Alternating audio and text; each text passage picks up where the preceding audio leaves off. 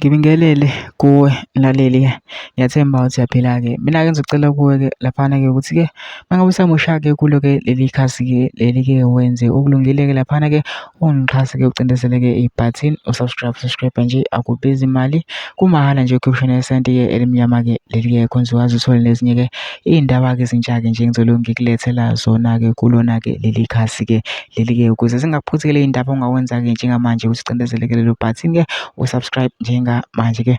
Udaba kulethele lona namhlanje lana ngiphethe-ke ividiyo-ke yensizwa-ke laphana-ke umlisa-ke we-Action SA-ke laphana-ke uMr Mngcango-ke eveza-ke okwenzakalayo-ke laphana-ke ephalamende-ke. Kodwa-ke angifuni ukuthi wezwa ngami-ke mina-ke phela into enza nje ngizothathela-ke ividiyo-ke uzizwele wena-ke ukuthi-ke uthini-ke. Mina sisicelo phela masizwile-ke le vidiyo lena-ke ungene ama-comments futhi usho umbono wakho-ke ngalo-ke lolu daba-ke lolu ukuthi wena-ke ucabanga kanjani-ke. Masicindze nebhathini nje subscribe nje, akubizi imali, kumahhala nje ukhiphe nesenti-ke elimnyama-ke leli-ke khona uzokwazi uthole nezinye-ke iy'ndaba-ke ezintsha-ke nje engizokulethela zona-ke kulo-ke leli khasi-ke leli-ke. Nayo-ke le vidiyo-ke awuyithokozele.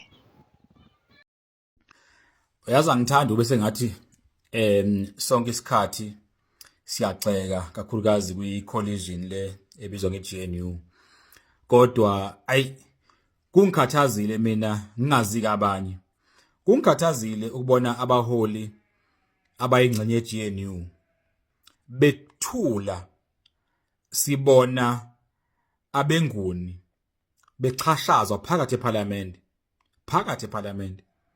la khona ohlala bamakomidi bethi i-translation ayisebenzi noma ayikho, kodwa kuvunyelwe ukuthi kuqhutshekwe uma kukhulunywa nge-Afrikaans noma ngesiNgisi. Kodwa uma ilunga lephalamende likhuluma ngolwimi lwesiNguni, ngabe isiZulu, isiXhosa, iSpedi, iSotho, akuvunyelwe. Kodwa South Africa kunamalungelo, sithi sinama-language awu-11.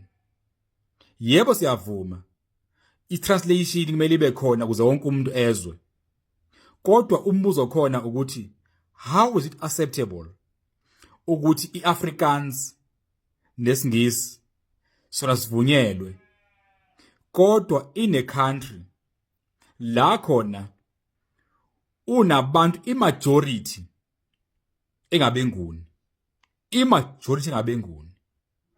kodwa phakathi ephalamende la kushaya khona umthetho kube nje normal ukuthi ama-languages abenguni, the majority evotayo, kuthiwe ayizovunyelwa ukukhulunywa uma ingekho i-translation. Is this really what the struggle was about? Was the struggle about democracy only or with freedom as well?